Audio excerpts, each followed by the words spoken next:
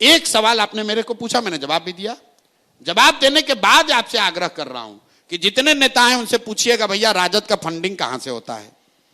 आज तक मैंने कोई पत्रकार मिला ही नहीं मुझे जो उसने पूछा हो लालू जी से, तेजस्वी से, नीतीश कुमार से कि भैया आपका फंडिंग कहां से आता है।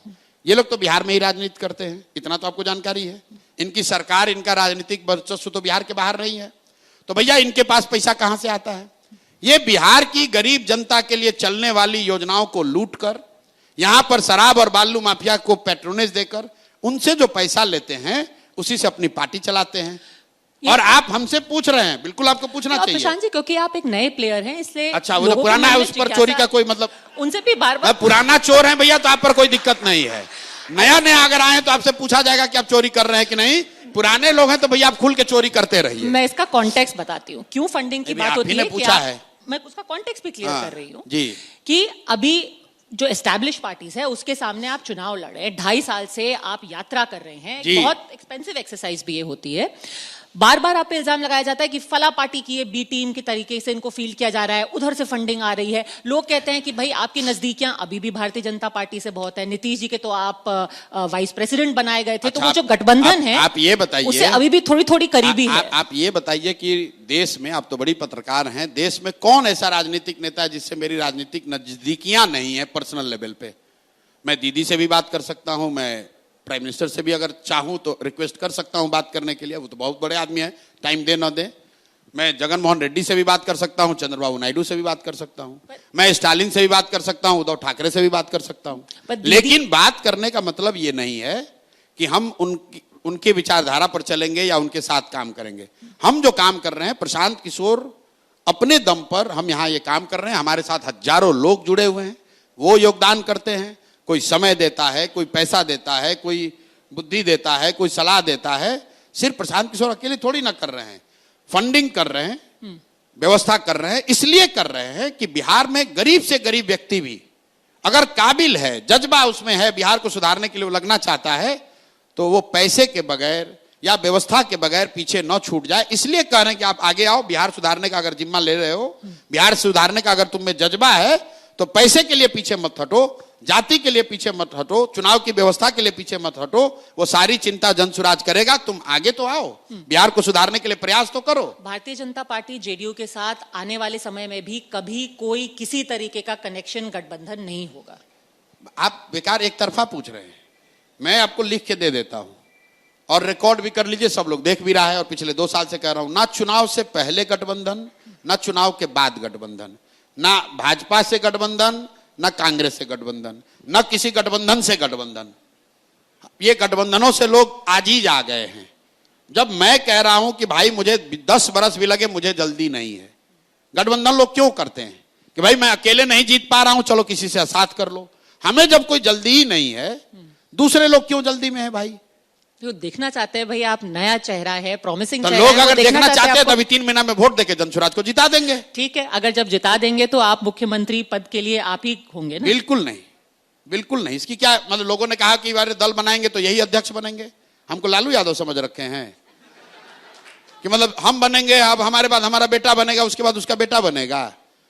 जनसुराज प्रशांत किशोर का दल नहीं है, ये बिहार के 1 करोड़ लोगों का मिलकर बनाया गया प्रयास है। ये संभव है कि आज मेरा चेहरा बड़ा दिख रहा है, लेकिन किसी दौर में मोतीलाल नेहरू बहुत बड़े चेहरे दिखे होंगे कांग्रेस के, फिर गांधी आए वो चेहरे हो गए, फिर नेहरू हो गए, फिर पटेल हो गए, फिर सुभाष चंद्र बोस हो गए, राजगोपालाचारी हो गए। अरे भाई, प्रशांत किशोर आज के दौर में जनसुराज के चेहरा हो सकते हैं। हमसे काबिल हजारों लड़के हैं जो इस प्लेटफॉर्म पर आएंगे और आने वाले समय में, काल में हमसे ज्यादा नाम और हमसे ज्यादा प्रतिष्ठा कमाएंगे। मनोज भारती यहां प्रेसिडेंट बनेंगे, ये क्या किसी ने गेस किया था? क्या किसी ने गेस किया था कि उदय जी बनेंगे? तो जब अभी तो आपने कहा कि हम लोग का कोई चांस ही नहीं है, अभी आप मुख्यमंत्री बनाने लगे। अभी तो आप कह रहे भाई आप तो, आपका कोई चांस ही नहीं है। नहीं, मैंने ऐसा नहीं कहा कि चांस नहीं है। अच्छा है ना? आपके कितने चांस? चलिए आप मान रहे हैं ना कि है, बिल्कुल है। तो चलिए आप माने, इसके लिए धन्यवाद। तो अगर हम लोग इतने समझदार हैं कि 2 बरस में देश में इतिहास लिखेंगे कि बिहार जैसे राज्य को जीत कर आ जाएंगे, तो इतने समझदार लोग जो जीत कर आएंगे वो अपना नेता नहीं चुन लेंगे। नहीं, पर नेता तो उसे चुनेंगे ना जिसके चेहरे पर इतने हजारों लोग आपकी पार्टी से जुड़ रहे हैं। देखिए आज प्रशांत ना चेहरे पर नहीं जुड़ रहा कोई। विचारधारा, मेरा चेहरा देखिए कितना खराब है। अरे भाई हमारा तो चेहरा भगवान ने बनाया तो वो भी खराब हो गया। आपकी विचारधारा सुनिए, जो मैं बात बोल लोग इसलिए जुड़ रहे हैं, लोग इसलिए वोट देंगे। जो मैं बात बोल रहा हूं लोग उससे कनेक्ट होते हैं। लोग ये सोचते हैं कि भाई मैं भी चाहता था, ऐसा ही होना तो यही चाहिए बिहार में। बात बढ़िया बोलते हैं। जो मेरा आलोचक है वो भी ये कहेगा प्रशांत किशोर बात तो बढ़िया बोलते हैं। तो भाई अगर वो बात से जुड़ रहा है, उस प्रयास से जुड़ रहा है, और जब उस प्रयास से जुड़ेगा उसको सफलता मिलेगी तो उतनी बड़ी आबादी, उतने बड़े लोग, उतने समझदार लोग वो सक्षम है कि वो आपस में बैठकर चुन लेंगे कि कौन इसका नेता होगा। आप ये बताइए कि जो नीतीश जी की पिछले 20 साल की सरकार है और उससे पहले लालू जी की सरकार थी, इन दोनों को अलग अलग आप 10 में से कितने नंबर देंगे? देखिए नीतीश जी, लालू जी की सरकार तो सरकार थी ही नहीं, वो तो एक पर्सनल फिफ्डम था।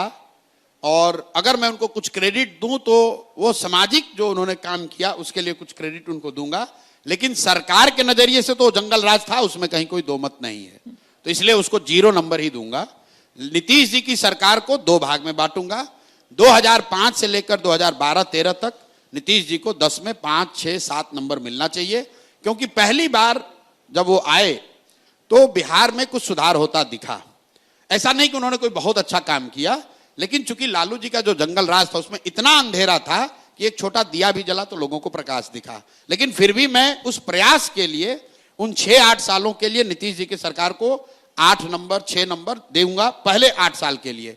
लेकिन 12 से लेकर 25 तक नीतीश कुमार को 2 या 3 अंक ही मिलने चाहिए।